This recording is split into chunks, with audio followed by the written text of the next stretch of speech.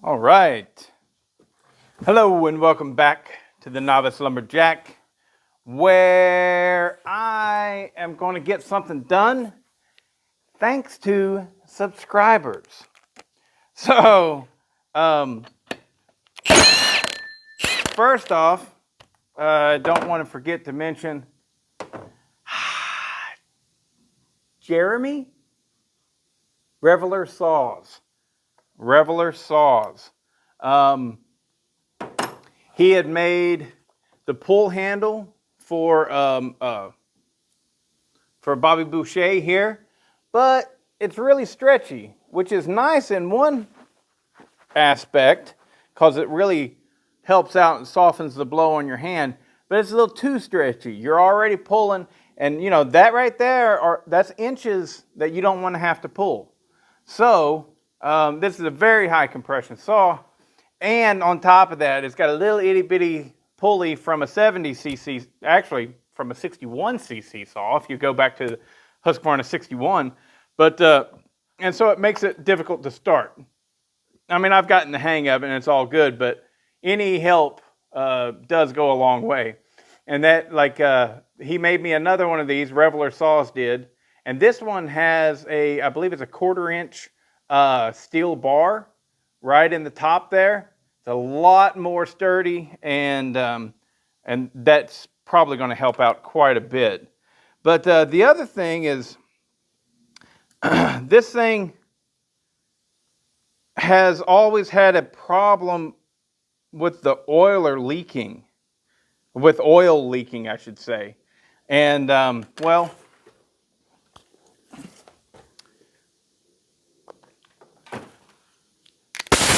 Pat put his oiler in here.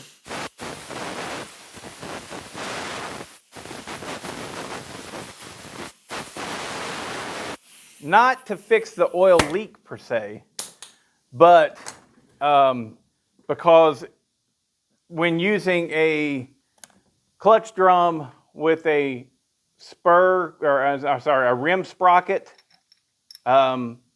setup, you needed to switch to a different oiler. And so now I've got issues. Before, it leaked from the chain tensioning slot. Fixed that up, and now Pat had, whenever he had the cases apart, put some more goop on the inside. I had JB welded it myself, and he did a step further. But I can see that the oil is not coming from there. The oil is actually coming from the bottom of the oiler. And well, what that calls attention to is there's an O-ring behind the oiler here that I'm hoping if I replace that, it's going to fix it. And well, it's been on the bottom of my to-do list, you know. It just has. Don't really care that much.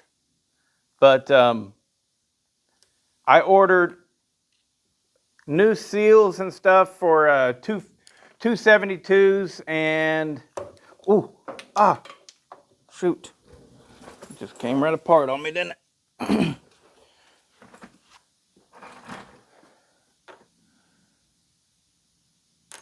New seals for 272s and the Johnson Red 670 and all that stuff, because, you know, I've got some of those I need to fix.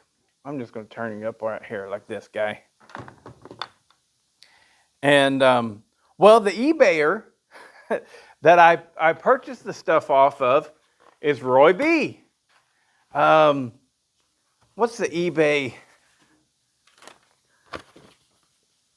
seller name?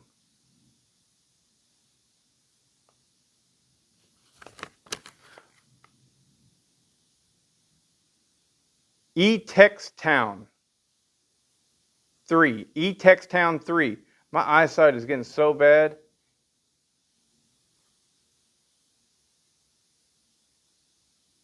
Yeah. eTextown 3. Anyways, that's Roy. Or at least that's, he says Roy B.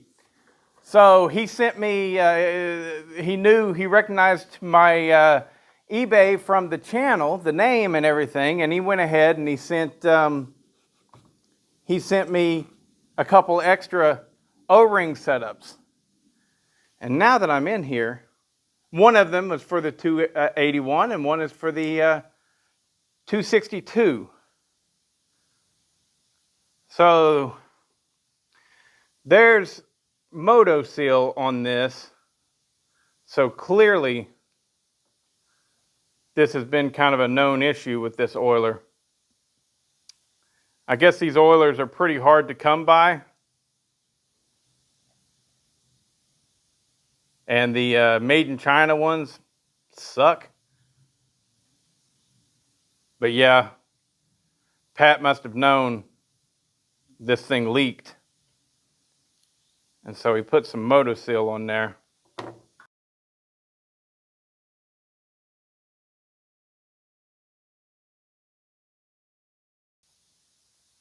The case on this is also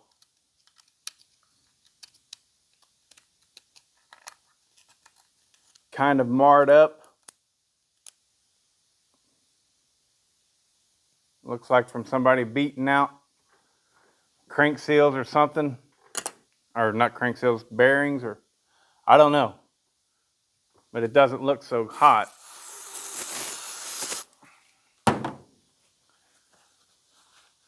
So that can be causing a leaking surface, and probably exactly why Pat put more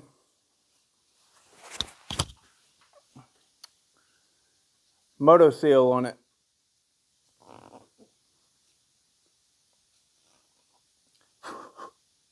And that's exactly what I'm going to do. I'm going to follow suit with that.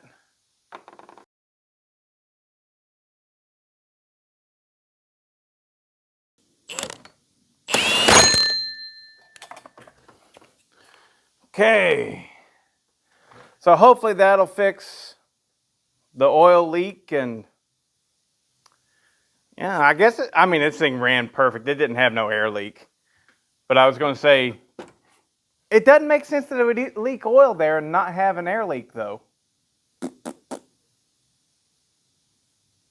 Unless the leak was coming from that oil tube that's going into the tank.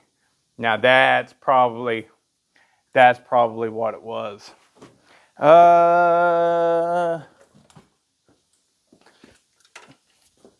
And heck, that could have been just it wasn't in there quite right. Now this came from Alaska, and not sure what it goes on, but a couple of you guys suggested that it might fit a 288 or a 281. And I've looked at it, and I gotta say, I think you might be onto something. So, let's just see. Shall we now?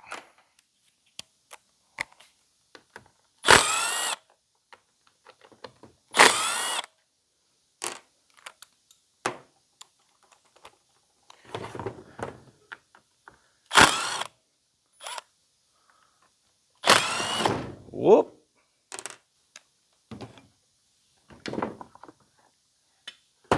Fingers crossed. Drum roll, please.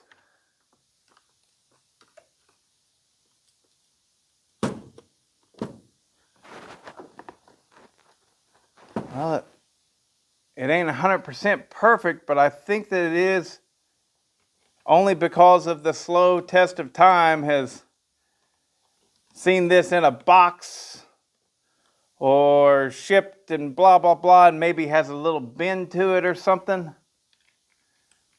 Because I think that it actually is meant to go on this saw.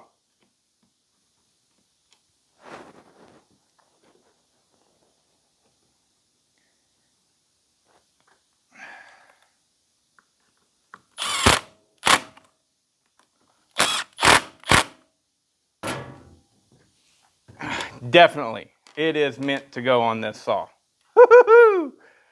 Full wrap, brothers. And there might be a couple sisters. Come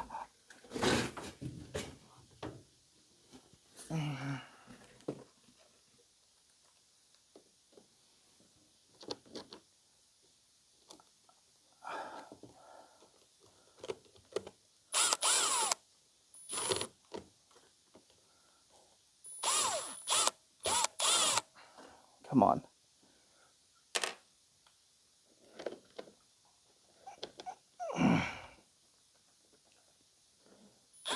There it is.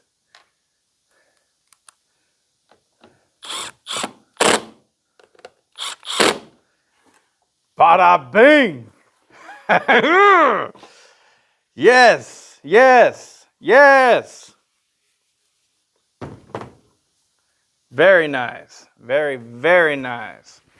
Let's see if we can't clean it up just a hair.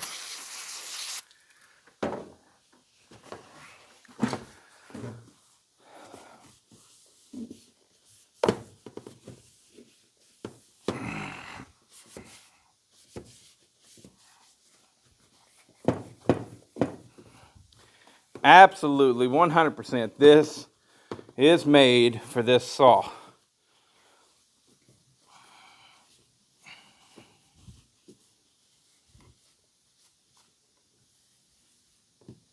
Very nice. Now, the only thing that's really left for this fella is to get a proper brake. Another one of you guys suggested that maybe this was not the right brake handle and that maybe a 272 brake handle would work on this. 272 doesn't work. I mean, it'll go on there, but it's way too short. And whenever you go to unlock the brake, it's hitting the handle. This one's definitely longer and it sticks out further. It's just awkward looking. I have a good cover here with a good flag. The only problem is the brake band is broken. And I have looked and looked and looked and I cannot find a brake band for it. So, back to the old Chinesium ugly frickin' thing. And one of the guys that thought that this was for a 281, he did warn me. He's like, it's going to be really tight for your hand. And it is. It was bad before. It's even worse now. So I need a proper brake for one of these, guys. I mean, like I said, I got the handle. I got all this. I just need the actual brake band because it is broken in half. And I have tried the brake band from this, does not fit it. And a 272 brake band doesn't fit it. And the part's unavailable, you know, so it is what it is. But I say we go ahead and throw a fun little bar on this thing and cut that poplar with it and see how it cuts through it. I was going to put a 16-inch bar on it, but the chain that I have made up for it, I would have to increase it by a couple, 1 or 2 drive links. It's weird. These older ones, they tend to take a little bit longer chain, it seems like. And if you're trying to do something a little bit different, right? Like this is a 72 drive link, 20-inch bar, and that's fine. But the 16-inch one was 60 drive links, and I feel certain I've actually put it on something else, and it does fit, in fact. But definitely whenever I'm running a 9-pin sprocket, it's just not enough. There's just not enough there. I need an extra link. And I didn't want to fool with that. I really wanted to run a 16-inch bar in this poplar, but you know, we make do, right? So that pull handle, Reveler saws, Jeremy, I think, man, that is titties right there. That's nice. And It just works.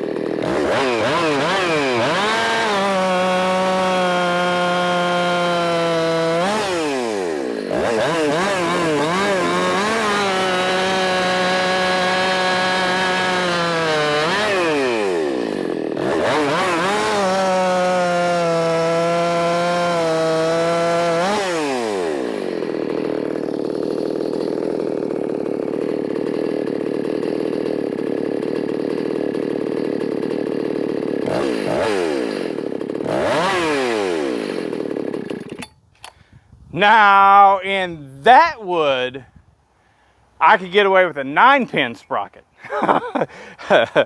That's an 8-pin sprocket that's on there right now. And it's blazing fast right through that. That is a Husqvarna C83 chain that does have just 2 swipes off of the rakers. All right, this is the chain that I ran for Sawfest. And I do find that they self-feed a lot better. And I don't know if you noticed it, but I was really able to just relax and let this thing self-feed through the wood. I didn't have to try and cram it, you know, and that's key. That's key whenever you're racing. If you put too much on it, you stall it. Like, I mean, I stalled it on one of my dog ends. That's a really hard one to get because you've got to be so fast and fluent with that movement, and any saw will bog. You know, if you catch it right or if you catch it wrong, any saw will bog down like that. But yeah, that thing's moving right there. And yeah, if I had a 9-pin sprocket, I'd give it a shot because I think it'd pull it in that. That's probably about, I bet you it's 12 inches of poplar.